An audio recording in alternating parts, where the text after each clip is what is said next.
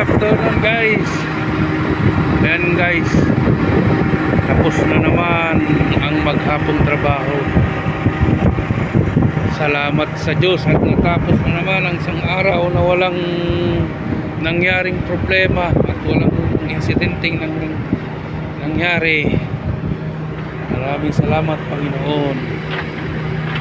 Yan, nakaparking na yung aming crane at pupunta na kami sa bus.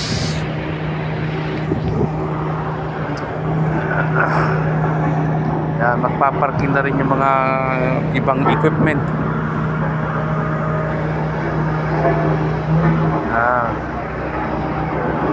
Dito kami ngayon sa parking area.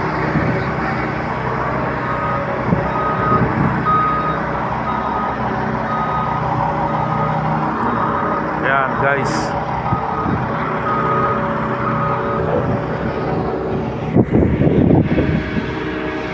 bukas na naman uli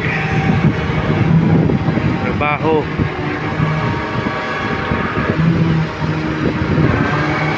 Maraming pagod sa trabaho pero kinakaya, alang-alang sa pamilya, di ba guys? Yung ibang equipment nandun pa sa ano, nagtatrabaho pa yung iba. Yan, pinababa na yung outrigger ng aking kasama para hindi masyadong mahirapan yung crane, yung gulong kasi mabigat dito eh. Pinababa niya yung jack.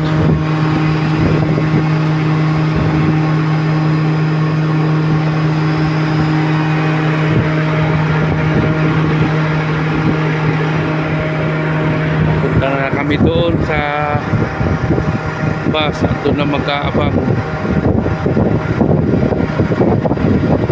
sa mga worker para makauwi. Mga 20 minutes pa bago kami umuwi.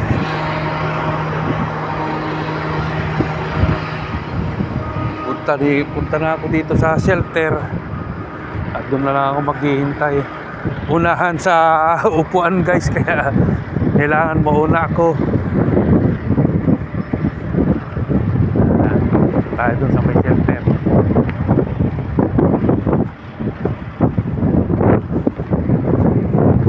Ito yung parking area namin guys.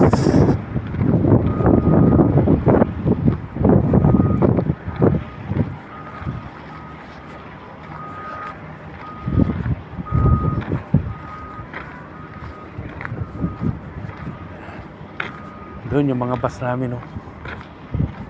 Parating na rin yung ibang mga dump truck.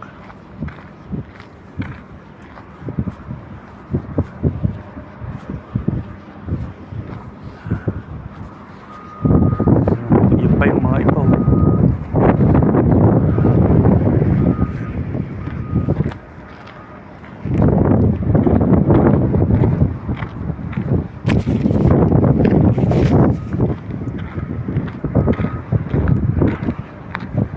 Medyo mahangin ngayon guys,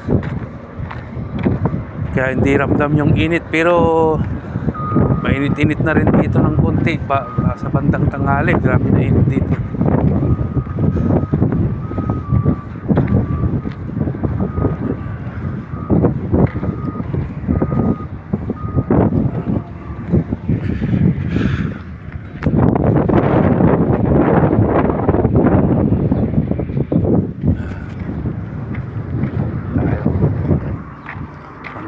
Yung iba nag-aabang na rin.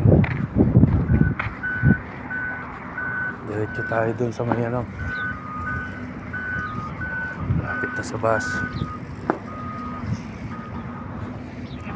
Yan. Ito pala yung binalot nila, yung salahan nila yan guys. Yun pa yung ibang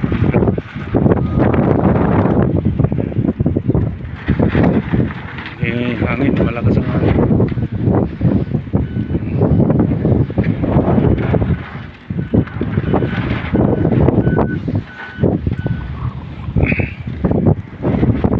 Okay guys, sa susunod na naman po na videos, huwag niyo pong kalimutan pag-subscribe ang aking YouTube channel, like and share po. Don't skip my ads mga guys. Thank you po. guys, medyo na